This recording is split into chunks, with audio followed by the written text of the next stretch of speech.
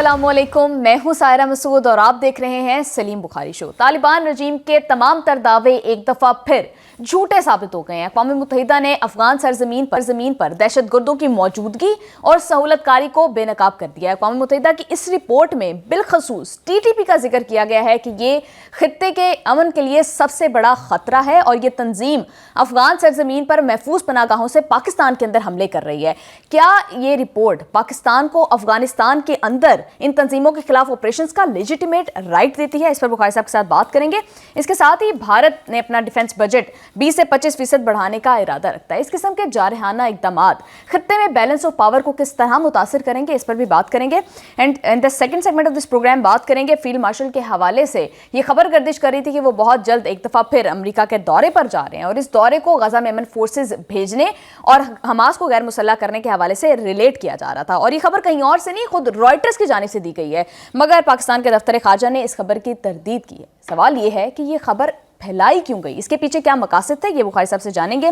And lastly اسلام آباد high court نے justice Tariq Jahangiri کے جعلی ڈگری کیس میں فیصلہ سناتے ہوئے انہیں عہدے سے ہٹانے کا حکم دے دیا ہے، مگر اس فیصلے نے پاکستان کے عدالتی نظام اور میرٹ پر تقرریوں کے حوالے سے کافی سنگین قسم کے سوالات کھڑے کر دیے ہیں۔ تمام ایشوز پر ڈیٹیل ڈسکشن کے لیے بڑھتے ہیں صاحب کی جانب۔ السلام علیکم بخاری صاحب، کیسے ہیں؟ جی وعلیکم السلام سائرہ، آپ کیسی ہیں؟ ٹھیک ہیں؟ میں بالکل ٹھیک ٹھاک ہوں بخاری صاحب۔ بخاری صاحب، ایک کے بعد ایک رپورٹ آتی چلی جا رہی ہے، چاہے وہ اقوام متحدہ کی طرف سے ہو، یوریشیا ریویو کی ہو یا اور دیگر جتنی بھی عالمی تنظیمیں ہیں، وہ بارہا یہ بات کر رہی ہیں کہ افغانستان کے اندر دہشت گرد گروہ جو ہیں وہ دوسرے ممالک پر حملہ کر رہے ہیں۔ تو بخاری صاحب، ان رپورٹس کا پریکٹیکل امپیکٹ کیا ہوگا؟ دیکھیں، پہلی بات تو یہ ہے کہ جو افغان جنگ تھی 1990s میں جب وہ ختم ہوئی اور ہمیں بالکل لاوارثہ چھوڑ کے خطے میں اور سارے جو سٹیک ہولڈرز تھے بمائے امریکہ سب اپنی طرف پیٹھ دکھا کے میں بھاگ گئے، اس کے بعد سے ہم ایک تسلسل کے ساتھ یہ رونا رو رہے ہیں کہ اس سرزمین سے جس کا نام افغانستان ہے دہشت گردی ہو رہی ہے، اور پاکستان کے خلاف بھی یہ دہشت گردی ایک تسلسل سے جاری ہے۔ ہم نے اپنے طور پر جو اقدامات کرنے تھے وہ تو کر لیے۔ ہم نے افغانستان کے جو لوگ یہاں پر تھے، ہمارے مہمان 4 دہائیوں سے، ان سے کہا تھینک یو ویری مچ بھائی، گڈ نوئنگ یو، اب آپ اپنے گھر چلے جائیں، چونکہ آپ کی مرضی کی حکومت وہاں قائم ہو گئی ہے، تو اب ہماری جان چھوڑ دیں آپ۔ اس پر بھی بہت ساری ریزسٹنس تھی، اس پر بھی بہت ساری انٹرنیشنل انسٹیٹیوشنز جو ہیں ان کو بھی تھوڑی سی تکلیف لاحق تھی، لیکن ان میں ان کا درد تو موجود ہے، لیکن پاکستان ایز اے ہوسٹ جس نے 4 دہائیوں تک ان کی خدمت کی ہے، اپنے منہ سے نوالا نوچ کے دیا ہے، ان کے بارے میں کوئی ہمدردی ان ویسٹرن پاورز میں ہمیں دکھائی نہیں دی۔ لیکن وہ کہتے ہیں کہ جب اپنے گھر کو آگ لگنے لگتی ہے تو پھر سب کو یاد آ جاتا ہے۔ اب چونکہ یہ افغان جو ہیں پاکستان کے علاوہ جا کے بھی دنیا بھر میں کارروائیاں کر رہے ہیں، جس کے مظاہر اب آپ کے سامنے ہیں، تو پھر ویسٹ کو بھی ذرا یاد آ گیا۔ یونائٹڈ نیشنز جو سوائے اس کے کہ جو ان کی یعنی ریفیوجیز کے حوالے سے جو ان کا ادارہ ہے، اس کو ہر وقت پڑی رہتی تھی افغان ریفیوجیز کی کہ ان کے ساتھ کوئی زیادتی تو نہیں ہو رہی ہے۔ اب یہ 16ویں رپورٹ ہے اقوام متحدہ کی اس کمیٹی کی جو پابندیوں اور جو تجزیاتی معاونت ہے اس کے حوالے سے یہ یعنی انویسٹیگیٹ کرتی ہے اور ادارے کو بتاتی ہے کہ کہاں پر کیا ہو رہا ہے۔ اس کے جو فیکٹ اور فگر ہمارے سامنے ہیں وہ الارمنگ ہیں، دے آر الارمنگ۔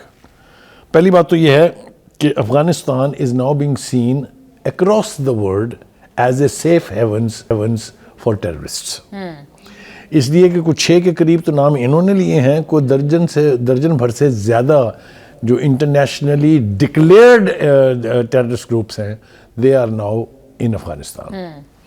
ایک ان میں سے جو ہے وہ خود افغانستان کو بھی ٹکری ہوئی، جس کا نام داعش خراسان ہے، اس کے بھی حملے جاری ہیں وہاں کی رجیم کے خلاف، اور ان کے خلاف آپریشن بھی ہو رہے ہیں۔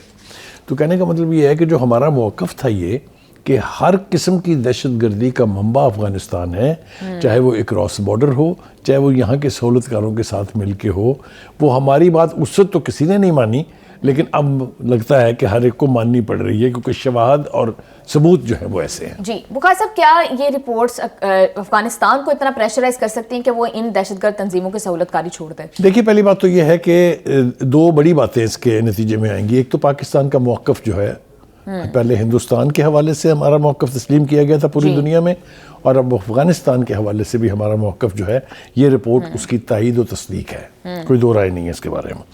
اب اصل بات یہ ہے کہ دنیا یہ سمجھ رہی ہے کہ یہ افغانستان صرف پاکستان کے لیے یا ساؤتھ افریقہ ساؤتھ ایشیا کے لیے خطرہ نہیں ہے، بلکہ یہ عالمی امن کو بھی خطرہ ہے۔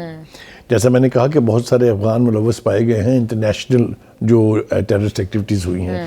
آپ نے دیکھا جو امریکہ کے اندر گرفتاریاں ہوئی، جو آپ نے دیکھا جو یہ ابھی آسٹریلیا میں ہے، اس کے بارے میں بھی کہتے ہیں کہ کہاں کہاں سے سہولت کاری ہوئی تھی۔ ہیونگ سیڈ دیٹ، جو سب سے زیادہ مطلب ہے سیریس انڈیکیشن، اس میں انڈیکیشن کیا جو سب سے زیادہ سیریس بات ہے وہ یہ ہے کہ افغانستان جو ہے القاعدہ کے لیے ابھی بھی سہولت کاری بھی کر رہا ہے، ان کی تربیت بھی کر رہا ہے، ان کی فنڈنگ بھی کر رہا ہے، اور ان کو اسلحہ بھی دے رہا ہے۔ القاعدہ پاکستان کا دشمن کم، امریکہ اور باقی کی جو مغربی دنیا اس کا دشمن زیادہ ہے، اس لیے اس کے لیے بھی ان کے یونائٹڈ نیشن کے بھی اور مغربی قوتوں کے پیٹ میں بھی بہت درد ہے۔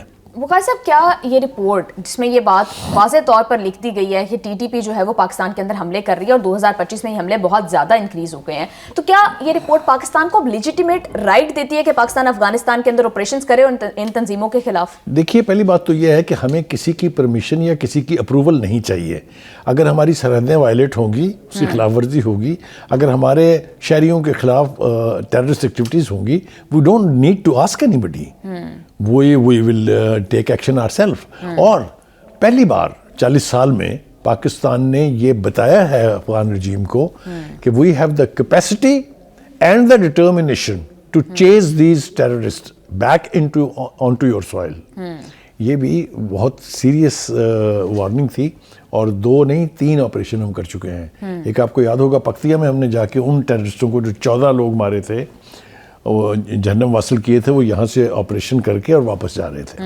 پھر اس کے بعد وہ نور ولی جو ان کے ہیں لیڈر، اس کا جو ٹھکانہ ہے کابل میں، اس پر ہم نے ایریل اٹیک کیا ہے۔ اس کے بعد ابھی حال ہی میں آپ نے دیکھا جو 1 دن کی جنگ ہوئی تھی، جس میں 25 پوسٹوں پہ پاکستانی جھنڈا لہرایا، اور یہ دم دبا کے وہاں سے کس طرح بھاگے ہیں وہ سب کچھ آپ کے سامنے۔ جی بالکل۔ ہیونگ سیڈ دس، یہ آپ کے سوال کا جواب یہ ہے کہ ہمیں اپنے دفاع کے لیے کسی کی اپروول نہیں چاہیے، لیکن اگر دنیا ہمارا ساتھ دے، ہمارے موقف کو صحیح تسلیم کرے، افغانستان کو سیف ہیونز قرار دے جیسا کہ دے دیا اس رپورٹ نے، تو پھر ہمارے لیے آپریشن کرنا اور اپنے فیصلے خود کرنا آسان ہو جاتا ہے۔ بالکل بالکل بخاری صاحب آپ ٹھیک کہہ رہے ہیں۔ پروگرام میں واپس آئیں گے ایک شارٹ بریک کے بعد، ہمارے ساتھ رہیے گا۔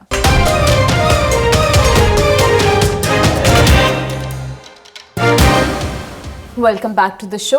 بخاری صاحب، جب تک تو شاید امریکہ کی پریزنس تھی افغانستان کے اندر، تو ان کے لیے مسئلہ تھا دہشت گردی، ابھی بھی ہے، اس طرح سے افیکٹ نہیں کرتا جتنا پاکستان کو اور خطے کے باقی ممالک کو کرتا ہے، اور کیونکہ چائنا کے بہت زیادہ انٹرسٹ ہیں اس خطے میں، پاکستان کے اندر بھی اور دیگر ممالک کے اندر بھی، تو کیا ایس سی او جیسے فورمز کوئی رول پلے کر سکتے ہیں کاؤنٹر ٹیررزم اور افغانستان کے اگینسٹ؟ دیکھیے، اس کے حوالے سے میں آپ کو ایک حوالہ دے دوں جو حال ہی میں کانفرنس ہوئی ہے ایران میں۔ اس کا مقصد بھی یہ تھا کہ اس خطے میں جو دہشت گردانہ کارروائیاں ہو رہی ہیں ان کی روٹ کاز تک پہنچا جائے، ان کو ایلیمینیٹ کرنے کے لیے ہر ممکن تعاون بھی کیا جائے اور کوششیں بھی کی جائیں اور آپریشنز لانچ کیے جائیں، مگر افغان وفد نے اس میں شرکت نہیں کی۔ انوائٹڈ تھا، پارٹ اینڈ پارسل تھا اس ساری میٹنگ کا، but they didn't go to the meeting because وہاں سب نے مل کے انہی کی تنبیہ اتارنی تھی، اس لیے کہ ساری دہشت گردی جو ہے دنیا بھر میں اس وقت افغانستان سے ہو رہی ہے۔ تو یہ رویے ہمارے سامنے ہیں، اور یہ رویے بتاتے ہیں کہ آپ کون سی سائڈ پر ہیں، which part of the fact are you.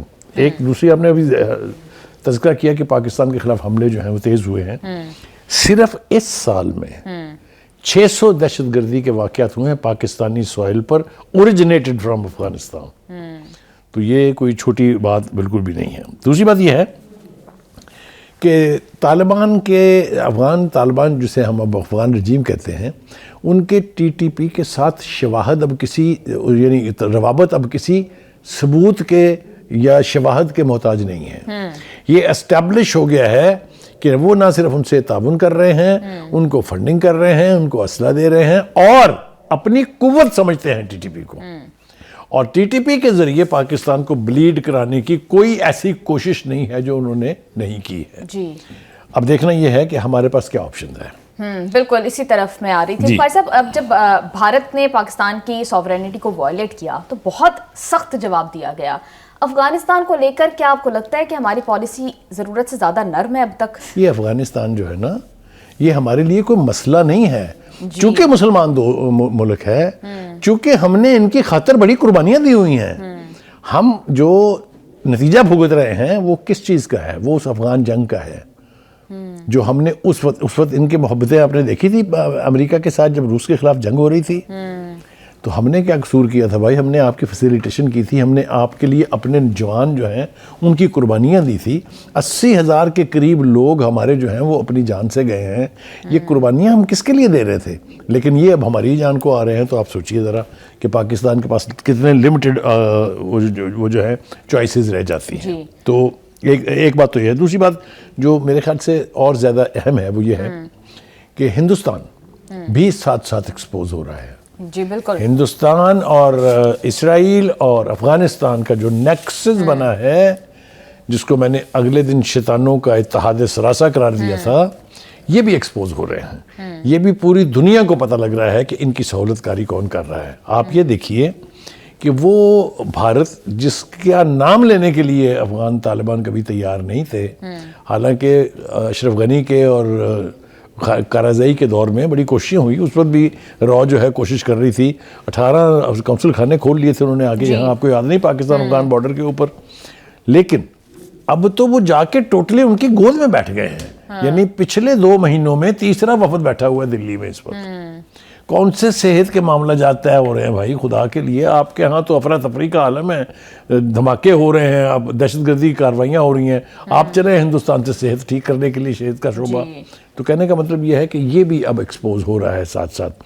اور دوسری بات، اسرائیل نے افغانستان اور بھارت کے ساتھ مل کے ہمیشہ پاکستان کو بلیڈ کرانے کی کوشش کی ہے، چاہے وہ کشمیریوں کا ایشو ہو، کیونکہ آپ کو یاد ہوگا جب سیکنڈ انتفاضہ لانچ کیا تھا فلسطینیوں نے، تو وہ اس وقت صرف گلیلوں سے، وہ جو پتھر کہہ لیجئے یا وہ جو شیشے کے بنے ہوئے ہوتے ہیں گولیاں، ان سے ان بھارتی فوجوں کے ساتھ لڑتے تھے۔ تو ایک اسٹریٹجی دی تھی انہوں نے کشمیریوں کے ساتھ لڑنے کے لیے اسی طرح سے، اور پھر کشمیریوں کے ساتھ ہندوستان نے ان کی انسٹرکشنز پر، ان کی ٹریننگ پر کیا کیا کیا ہے، وہ مثالیں ساری جو ہیں وہ امیجز میں موجود ہیں۔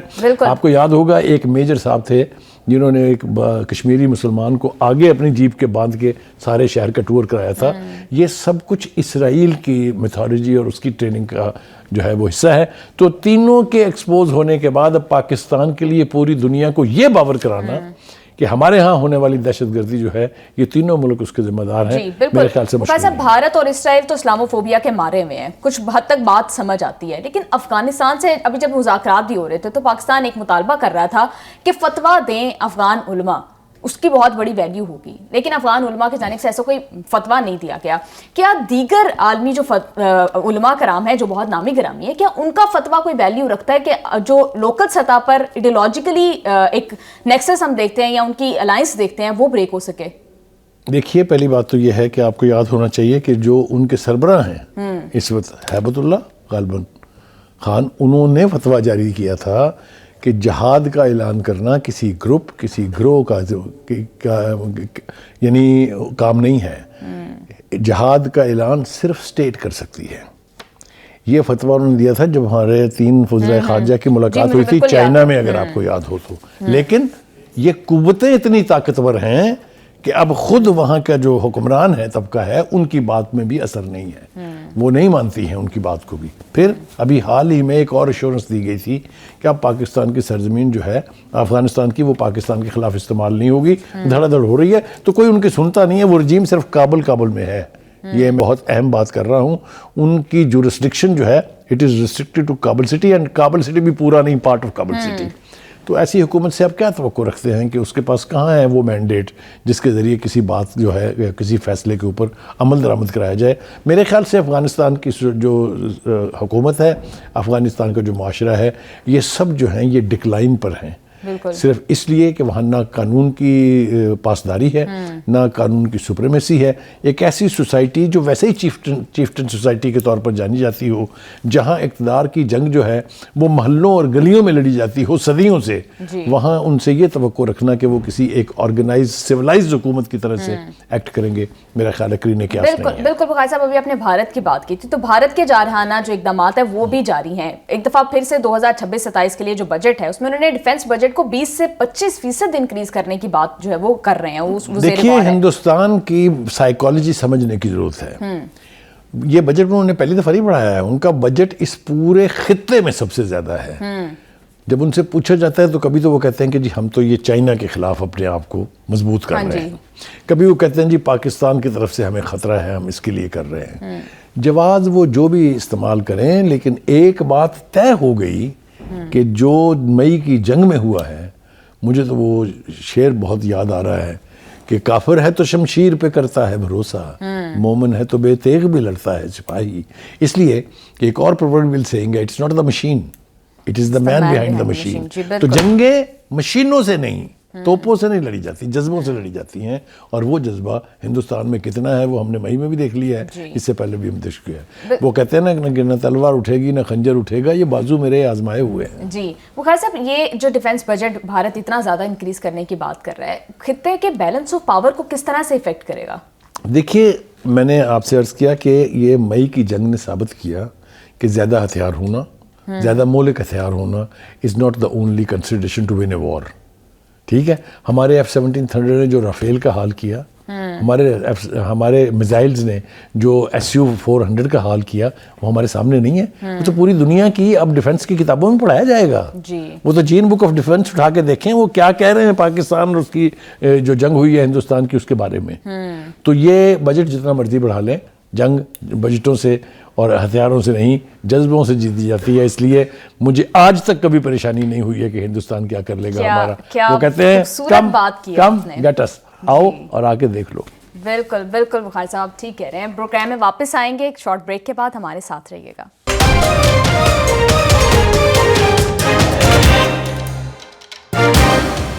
ویلکم بیک ٹو دا شو. بخاری صاحب, فیلڈ مارشل کے حوالے سے یہ خبر گردش کر رہی تھی کہ وہ ایک دفعہ پھر امریکہ کے دورے پر جا رہے ہیں, اور اس دورے کو ریلیٹ کیا جا رہا تھا کہ وہ وہاں پر غزہ کے امن فورس میں شامل ہونے کے لیے اور حماس کو غیر مسلح کرنے, اس حوالے سے ڈسکشن جو ہے ڈونلڈ ٹرمپ کے ساتھ ہوگی اور اسی لیے وہ جا رہے ہیں. اور اب دفتر خارجہ نے اس کی تردید کی ہے. تو بخاری صاحب, یہ جھوٹی خبر پھیلائی کیوں گئی, اس کے پیچھے مقاصد کیا ہیں؟ دیکھیے دو باتیں غور طلب ہیں. پہلی بات تو یہ ہے کہ چونکہ پاکستان کے موقف کی تائید ہوئی ہے, چونکہ پاکستان کو عزت مل رہی ہے, کیونکہ ٹرمپ کے ساتھ ہماری ایکویشن بہت بہتر ہو رہی ہے, ہندوستان کے ساتھ ٹرمپ کی ایکویشن بہت بگڑ رہی ہے, لہٰذا ہندوستان کی تمام لابیز جتنی بھی انڈیا میں ہیں یا باہر مغربی ممالک میں ہیں, وہ سب لگی ہوئی ہیں کسی طریقے سے پاکستان کو ملائن کیا جائے. اب ملائن کرنے کا طریقہ کیا ہے؟ حماس کے بارے میں ہماری حکومت کی اور ہماری عوام کی پالیسیز میں کوئی ڈویلٹی نہیں ہے. دنیا کی کوئی طاقت پاکستان کی مسلح افواج کو مجبور نہیں کر سکتی کہ وہ فلسطینیوں کی کاز کے خلاف, وہ حماس کے حق کے خلاف کسی بھی قوت کا ساتھ دیں. میں نے پہلے بھی ایک دو مرتبہ پروگرام میں کہا تھا, وہ بات میری کچھ حلقوں کو بری بھی لگی, وہ یہ کہ کسی کی ضرورت نہیں ہے کہ وہ فلسطینیوں کے خلاف کسی کمپین کا حصہ بنے. پہلی بات. دوسری بات یہ ہے کہ جو مغربی میڈیا ہے اس کے اندر آپ کو معلوم ہے دو لابیز ہیں اسٹرانگ. ایک اسرائیلی لابی ہے, چونکہ 90% کے قریب جتنے بھی میڈیا کے ادارے ہیں وہ سارے یہودیوں کی اونرشپ کے اندر ہیں. دوسرا یہ کہ یہودیوں کی ایکویشن ہندوستان کے ساتھ ثابت کرنے کے لیے مجھے کسی راکٹ سائنس کی ضرورت نہیں ہے. وہ ایک دوسرے کے ساتھ کولیبریٹ کرتے ہیں, ایک دوسرے کے ساتھ ہاتھ سے ہاتھ جوڑتے ہیں. وہ اپنے عرب دشمنوں کے ساتھ نپٹنے کے لیے ہندوستان کو استعمال کرتا ہے, ہندوستان پاکستان سے نپٹنے کے لیے اسرائیل کو استعمال کرتا ہے. یہ جو نیکسس ہے یہ اب اسٹیبلشڈ ہے. جی آپ کچھ کہہ رہی ہیں. بخاری صاحب, رانا ثناء اللہ یہ کہہ رہے ہیں کہ کیونکہ حماس یہ خود وعدہ کر چکی تھی اس معاہدے کے اندر کہ وہ ڈی ملٹرائز ہوگی, تو پاکستان کو غزہ امن فورس کا حصہ بننا چاہیے اور وہاں پر جو امن منصوبہ ہے اس کو مکمل طور پر عمل درآمد ہونا چاہیے. دیکھیے اسی میں تو گھنڈی ہے. گھنڈی یہ ہے کہ اس معاہدے میں یہ طے ہوا ہے کہ اس کی ہر شق پر عمل اس صورت میں ہوگا جب اسرائیلی خالی کر دیں گے غزہ کو. حماس کی پوزیشن کیا ہے؟ وہ کہتے ہیں ہم ہتھیار پھینکیں گے لیکن کسی ایسی اتھارٹی کے سامنے جو پرو اسرائیل نہ ہو, جو اینٹی فلسطینین نہ ہو. ٹھیک ہے, پہلی شرط پوری نہیں ہوئی کہ آپ غزہ سے نکل نہیں رہے ہیں اور آپ باقی کے حماس سے توقع کرتے ہیں کہ وہ باقی کی ساری شقیں پوری کر دے. ایک بات. دوسری بات یہ کہ حماس نے ہتھیار سرنڈر کرنے ہیں کسی ایسی اتھارٹی کے سامنے جب یہ یقینی ہو جائے کہ غزہ کی ساری سرحدیں محفوظ ہیں, اسرائیلی یہاں سے نکل چکے ہیں, اور جو اتھارٹی یعنی جس کو اختیار ملے گا وہ اینٹی فلسطینین نہیں ہے. ٹھیک ہے جی. ایک بات. دوسری بات یہ کہ پاکستان کے ڈپٹی فارن منسٹر نے 2 مرتبہ یہ کہا ہے کہ ہم شاید حصہ ضرور بن جائیں اس امن فوج کا، لیکن ہمارا کام قطعاً یہ نہیں ہے کہ ہم حماس سے ہتھیار پھینکوائیں. لیکن اب رانا صاحب جو بات کر رہے ہیں وہ اس سے کانٹریری ہے، اور ہم نے دیکھا اسحاق ڈار صاحب نے بھی یہ بات کی کہ ہم پاکستان جو ہے امن فورس میں شامل ہونا چاہتا ہے، اور اب رانا ثناء اللہ صاحب بھی یہ بات کر رہے ہیں. تو کیا حکومت کا نیریٹو رائٹرز کی خبر کی طرف اشارہ نہیں کر رہا؟ نہیں. دیکھیے پہلی بات تو یہ ہے کہ پاکستان کے اندر کوئی اختلاف رائے نہیں ہے اس پر. غزہ کی صورتحال کے اوپر ملٹری اور political establishment are on one page. جی. کوئی دو رائے نہیں اس کے بارے میں. ٹھیک ہے. ہم کسی صورت اینٹی حماس کسی بھی کیمپین کا حصہ نہیں بنیں گے. اگر خدا نہ خواستہ بن گئے پڑیں گی گھر میں. اس لیے میں یہ ماننے کے لیے تیار ہی نہیں ہوں کہ حکومت میں کوئی دھڑے بنے ہوئے ہیں، ایک اسرائیلیوں کی طرفدار ہے دوسرا. ایسا نہیں ہے، ایسا بالکل نہیں ہے. دوسری بات یہ کہ اصل ٹارگٹ کیا ہے؟ ٹارگٹ یہ ہے کہ ہماری جو اس وقت ایکویشن بن رہی ہے پریزیڈنٹ ٹرمپ اور امریکن ایڈمنسٹریشن کے ساتھ، وہ چبھ رہی ہے اسرائیل کو بھی اور بھارت کو بھی. بخاری صاحب میرا آپ سے سوال ہے، آپ اتنی دیر سے اس ٹاپک کو کور کر رہے ہیں. بخاری صاحب کیا آپ کو لگتا ہے کہ پاکستان کو غزہ امن فورس کا حصہ بننا چاہیے؟ کیونکہ نیتن ریپیٹڈلی یہ کہتے رہے ہیں کہ یہ امن فورس کا کام ہوگا کہ وہ حماس کو ڈی ملٹرائز کرے. دیکھیے اس کا ایک طریقہ واضح طور پر بیان کیا جا چکا ہے. ہمارے آرمی چیف نے بھی بیان کیا ہے، ہمارے پرائم منسٹر نے بھی بیان کیا ہے، ڈپٹی پرائم منسٹر نے بھی بیان کیا ہے. یہ ہمارا اسٹیٹ کا یعنی اسٹیٹڈ پوزیشن بھی ہے، اور وہ یہ ہے کہ ہم امن فوج کا حصہ صرف اس صورت میں بنیں گے اگر اس کا مینڈیٹ یونائٹڈ نیشن سے آئے. بخار صاحب یونائٹڈ نیشنز تو امریکا کے کہنے پر چلتی ہے، اور امریکا اسرائیل کا بہت بڑا ایلائی ہے. دیکھیے آپ کو میں کھل کے سمجھانے کی کوشش کرتا ہوں. کل کی بش کی وہ تقریب سے جو تقریر ہے، اس نے اتنا بڑا بھانڈا بیچ چوک کے پھوڑ دیا ہے کہ لوگ تصور بھی نہیں کر سکتے تھے کہ کبھی امریکن پریزیڈنٹ یہ کہے گا. امریکن پریزیڈنٹ کیا کہہ رہا ہے؟ امریکن پریزیڈنٹ یہ کہہ رہا ہے کہ جو Congress the strongest institution of United States of America symbol ہے اس کی مائٹ کا، وہ کہتے ہیں وہاں سے یہودیوں کی سپورٹ ختم ہوتی جا رہی ہے. جی. not only this، اس نے کہا وہ جو ایک تاثر تھا کہ یہاں بہت ہمدردی ہے، وہ کہتے ہیں کہ میں وارن کر رہا ہوں اسرائیل کو کہ that is fizzling out. یہ چھوٹا بیان نہیں ہے، یہ اتنا پریشر ہے ٹرمپ پر، لیو الون باقی دی یورپین کنٹریز جو ہیں وہاں تو آلریڈی ہم دیکھ سکے اس کے مظاہر ہیں. وہاں کے عوام جس طرح اٹھے ہیں، وہاں کی حکومتوں نے جس طرح کے فیصلے کیے ہیں اسرائیل کے خلاف، اور اسی طریقے سے آپ نے دیکھا کہ سب سے بڑا یہودیوں کا جلوس اگینسٹ نیتن یاہو واشنگٹن اور نیو یارک میں نکلا تھا. جی. بخاری صاحب ابھی آپ نے بات کی یو این کے مینڈیٹ کی، تو یو این تو پیس جو منصوبہ ہے ڈونلڈ ٹرمپ کا اس کو ایکسیپٹ کر چکی ہے، تو پھر کیا اب پاکستان اپنی فورسز بھیجے گا؟ دیکھیے پہلی بات تو یہ ہے کہ ہمیں بغیر پوری طور پر مکمل طور پر علم ہوئے کہ وہ معاہدہ ہے کیا، وہ فیزڈ معاہدہ ہے، وہ ابھی تک کھل کے سب کو سمجھ آیا ہی نہیں ہے. اس میں کچھ بھی نہیں ہوگا جب تک اسرائیل غزہ خالی نہیں کرے گا. اسی وجہ سے تو اب تک لٹکا ہوا ہے نا. بالکل. اچھا، جو باقی کے ممالک ہیں جنہوں نے سپورٹ کیا تھا اس معاہدے کو، 8 ممالک جس میں پاکستان بھی شامل ہے، وہ یہ کہہ رہے ہیں کہ جب تک فیز 1 کی تمام شقوں پر عمل نہیں ہوگا یہ معاہدہ دوسرے فیز میں داخل نہیں ہو سکتا. لیکن بخاری صاحب جب وہاں پر جو آن گراؤنڈ سچویشن ہے، آپ کو لگ رہا ہے کہ اسرائیل کا کوئی پلان ہے کہ وہ غزہ کو خالی کرے؟ بالکل بھی نہیں. میں نے کبھی یہ نہیں کہا، میں کبھی آپٹمسٹ نہیں رہا اسرائیل کے حوالے سے. نیتن یاہو سے خونخوار آدمی ہے، وہ اس کے بس میں ہو تو وہ میرے خیال سے آخری فلسطینی کو بھی ہینگ کر دے دنیا میں جہاں بھی وہ پائے جاتے ہوں. لیکن وہ ایک ہستی اوپر بھی تو بیٹھی ہوئی ہے نا. دیکھیے اس وقت تمام تر حالات کے باوجود یہ جو مسلم ممالک 8 ہیں خاص طور سے جو اس میں شامل ہیں، انہوں نے بھی اب قوت پکڑی ہے. 2 مرتبہ وہ یاد دہانی کرا چکے ہیں ٹرمپ کو کہ جناب جب تک فیز 1 مکمل نہیں ہوگا فیز 2 میں آپ نہیں جا سکتے. تو کہنے کا مطلب یہ ہے کہ سب سے امپورٹنٹ بات یہ ہے کہ پاکستان، مجھے پوری توقع ہے کہ ایسا نہیں ہوگا. اگر میں یہ بات وثوق سے کہہ رہا ہوں تو میں لاسٹ آدمی ہوں گا جو یہ مانے گا کہ ہماری فوج یا ہماری حکومت کسی ایسے کمپین کا حصہ بنے گی. لیکن خواہ صاحب رانا ثناء اللہ صاحب جیسے لیڈر، آپ کو لگتا ہے کہ وہ ایسی ان گارڈڈ گفتگو کر سکتے ہیں کہ وہ کہہ رہے ہیں کہ حماس تو خود وعدہ کر چکی ہے ڈی ملٹرائز ہونے کا، تو اب یہ ابھی میں نے آپ کو ایکسپلین کیا کہ yes it is part of the agreement, but provisos ہیں اس کے ساتھ بہت بڑے.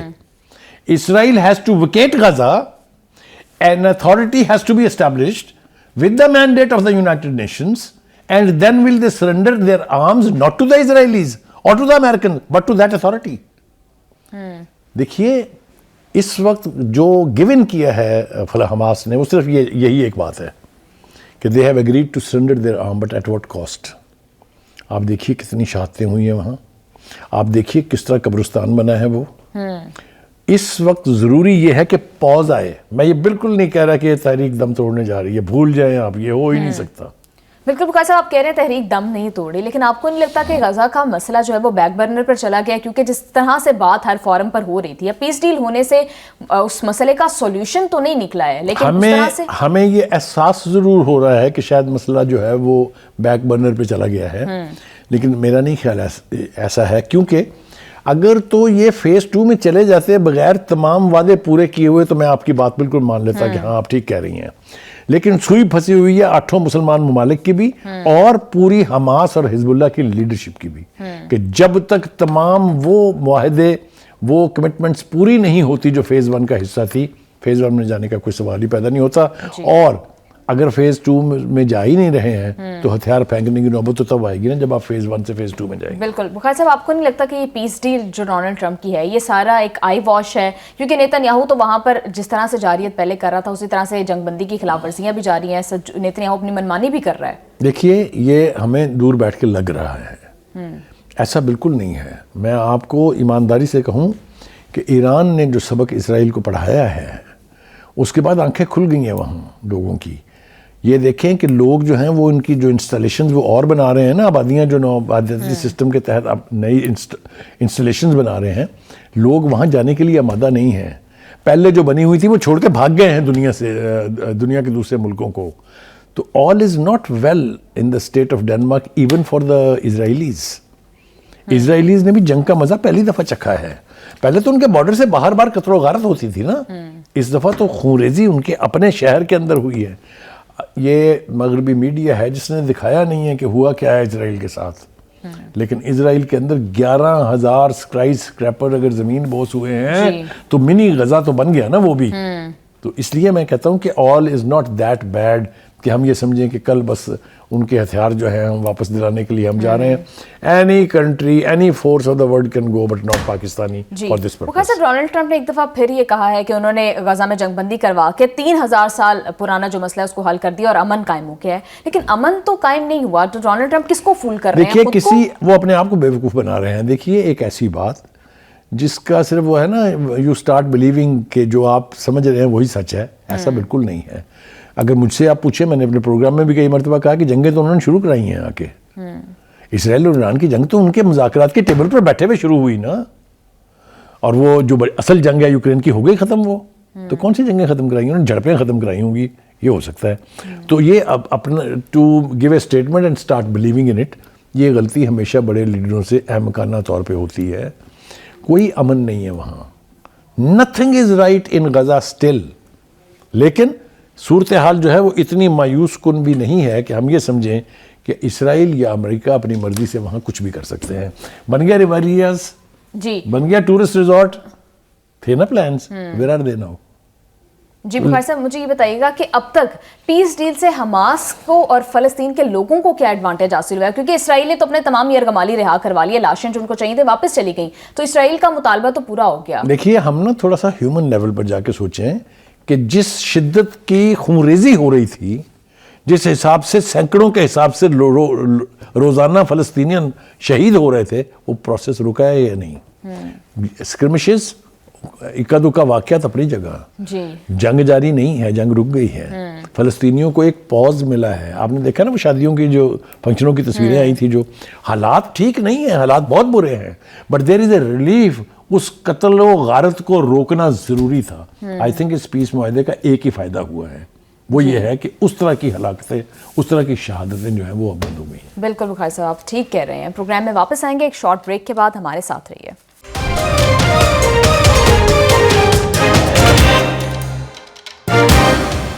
Welcome back to the show. Bukhari साहब, इस्लामाबाद हाई कोर्ट ने जस्टिस तारिक जंगीरी को ओहदे से हटाने का हुक्म जो है वो दिया है, और اس کا کیس جو تھا وہ جعلی ڈگری کا کیس تھا. تو بخاری صاحب اس سے پاکستان میں عدالتی نظام کے اوپر کتنے سنگین سوالات کھڑے ہوتے ہیں؟ پہلی بات تو یہ ہے کہ اگر دو طریقے ہیں اس کو دیکھنے کے. ایک یہ کہ اس کو آپ عدالتی نظام کے حوالے سے دیکھیں, اور دوسرا یہ کہ ایک انفرادی شخص کی حیثیت سے انہوں نے جو غلط بیانی کی, انہوں نے جو دھوکہ دہی کی, اس کے حوالے سے آپ اس کو دیکھ سکتے ہیں. دونوں طریقوں سے دیکھنے کی کوشش کرتے ہیں اس کو. پہلی بات تو یہ ہے کہ ایک ایسا شخص جو قانون شکنی کا مرتکب ہوا ہو, اور وہ کسی کو کیا انصاف فراہم کرے گا. پہلی بات تو یہ ہے. دوسری بات یہ ہے کہ جہانگیری صاحب جو ہیں, جسٹس طارق جہانگیری, انہوں نے جعلی LLB کی ڈگری کے طور پہ وکالت شروع کی, اور اسی بنیاد پہ پھر وہ جج بن گئے. تو جو وکیل ہی ٹھیک نہیں تھا, وہ جج ہو کے کیا فیصلے کرے گا اس کے بارے میں سوائے اپنا ماتم کرنے کے اور کوئی حل دوسرا نہیں ہے. لیکن ہیونگ سیڈ دیٹ, مجھے یہاں تک بھی شاید میں برداشت کر لیتا دانتوں کے نیچے زبان لے کے, لیکن جو انہوں نے کل ہی قرآن پاک کے اوپر قسم کھا کے کہا کہ میری ڈگری صحیح ہے, اس بیان کا میں کیا کروں. میرا تو دل چاہتا ہے ماتھا پیٹوں اپنا میں. کیوں؟ کیونکہ جو جامعہ کراچی کے رجسٹرار ہیں وہ ثبوت اور شواہد کے ساتھ آج عدالت میں پیش ہوئے. جو باتیں انہوں نے بتائی ہیں وہ تو سن کے بھی شرم آتی ہے. وہ کہتے ہیں کہ 1988 میں یہ موصوف جو ہے انہوں نے امتحان دیا تھا, اور امتحان دیتے ہوئے یہ نقل کرتے ہوئے اور وہاں پر پھر ہنگامہ خیزی کرتے ہوئے ڈسکوالیفائی ہو گئے تھے. رسٹیکیٹ یا جو بھی اصطلاح اس کے لیے ہوتی ہے کہ آپ 1992 تک امتحان نہیں دے سکتے. پھر انہوں نے ایک اور واردات کی, 1989 میں نام بدل کے امتحان دے دیا. یہ سارا ریکارڈ جب عدالت کا حصہ ہے تو آپ اس شخص کی عقل کا ماتم کیے بغیر اور کیا کر سکتے ہیں. بخاری صاحب, جب ان کی تقرری کی گئی, کیا تب یہ سب کچھ ویریفائی نہیں کیا گیا؟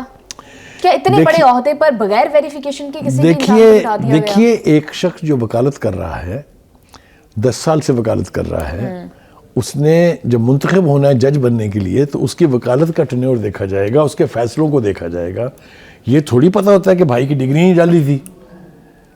یہ تو ایک وکیل صاحب ہیں, دوسرے ہمارے جاننے والے ہیں داؤد, وہ گئے ہیں کورٹ میں, انہوں نے کہا ان کی ڈگری جعلی ہے, جس کے اوپر یہ سارا پروسیس شروع ہوا تھا. تکلیف دہ بات ہے, بہت شرمناک بھی ہے, بہت تکلیف دہ بھی ہے, اور پاکستان کی عدلیہ کا جو سسٹم ہے اس کے اوپر بڑی سیریس اسپرشن. دیکھیے, وہ جو ہم عالمی رینکنگ میں 140ویں نمبر پر ہیں, کوئی وجوہات تو ہیں نا اس کی, چاہے اس کا تعلق کرپشن سے ہے, چاہے اس کا تعلق نااہلی سے ہے, چاہے اس کا تعلق اس طرح کے واقعات سے ہے, جو بھی کہہ لیں آپ, پاکستان کے لیے یہ کسی اچھے نیک نامی کا باعث نہیں بنے گا. پاکستان کے عدلیہ کے نظام پر اور زیادہ سیریس اسپرشنز کاسٹ ہوں گی. بخاری صاحب, 2020 سے جو ہے جسٹس ہیں اسلام آباد ہائی کورٹ میں, تو کیا انہوں نے اپنے ٹینیور میں جتنے فیصلے کیے وہ سب درست ہوں گے؟ پھر یہ سوال اٹھایا جا رہا ہے کچھ حلقوں کے اندر, یہ باز گشت ہے کہ ایک ایسا شخص جس کی تقرری ہی انلیگل تھی, اس نے جو فیصلے کیے ہوں گے اس کی اہمیت کیا ہے. جی بالکل. تو یہ اب میرے خیال سے اب اگر اپیل میں وہ جائیں گے تب, یا اگر کورٹ چاہے تو اس پنڈورا باکس کو بھی کھول سکتی ہے, یا کوئی ایسا شخص جس کو اس کے ہاتھ سے سزا ہوئی ہو وہ لے کے پٹیشن آ سکتا ہے کورٹ میں. ابھی چونکہ صورتحال ایسی نہیں ہے اس لیے ہم اس کے اوپر زیادہ بات نہیں کر سکتے, لیکن جس جج کی بنیادی ڈگری جعلی ہے, جس جج نے قرآن پاک پر جھوٹی قسم کھائی ہے, اس کے بارے میں اب کیا اس سے زیادہ بالکل بخاری صاحب. لیکن جوڈیشری ایک انڈیویجول محکمہ نہیں ہے جس میں اس طرح کے کیسز رپورٹ ہوتے ہیں. اکثر سیاستدانوں کی ڈگریاں بھی جو ہیں وہ جعلی نکلتی ہیں, پھر PIA کے پائلٹس جو ہیں ان کی ڈگریاں جعلی نکلتی ہیں. تو بخاری صاحب, یہ اس نظام کو ٹھیک کون کرے گا؟ میرٹ پر کس طرح سے ویریفائی کیسے کیا؟ پہلی بات تو یہ ہے کہ وہ PIA کے پائلٹوں کی ڈالی ڈگریاں کا جو ڈرامہ اس وقت کے منسٹر نے کیا تھا, اور پھر جو PIA کے ساتھ بنی ہے دنیا بھر میں, وہ ہم سزا بھگت چکے ہیں. آنکھیں بند کر کے منہ سے بک دینا یا کوئی الزام لگا دینا جس کی کوئی ٹھوس شواہد آپ کے پاس نہ ہو, وہی ساری ڈگریاں دنیا نے پھر ویریفائی کی ہیں کہ وہ ٹھیک ہیں. اسی لیے اب PIA کو یورپ میں پذیرائی مل رہی ہے, دوبارہ سے لندن کے لیے فلائٹیں شروع ہونے والی ہیں, مانچسٹر کے لیے ہو گئی ہیں. کہنے کا مطلب یہ ہے کہ ڈگری جعلی ہونا, چاہے شعبہ کوئی بھی ہو, اس کے اندر ایک مورل ڈیگریڈیشن کی بات ہے کسی بھی انڈیویجول کی جو اسے استعمال کر رہا ہے. اور میرے خیال سے اس ٹرینڈ کو جتنی سختی کے ساتھ سنب کیا جائے, ڈسکریج کیا جائے, اتنا ہی معاشرے میں بہتری کے امکانات ہوں. بالکل بخاری صاحب, آپ ٹھیک کہہ رہے ہیں. Thank you so much for your analysis. Program کا ٹائم ہو گیا ہے ختم. سی یو آل آن منڈے. اللہ حافظ.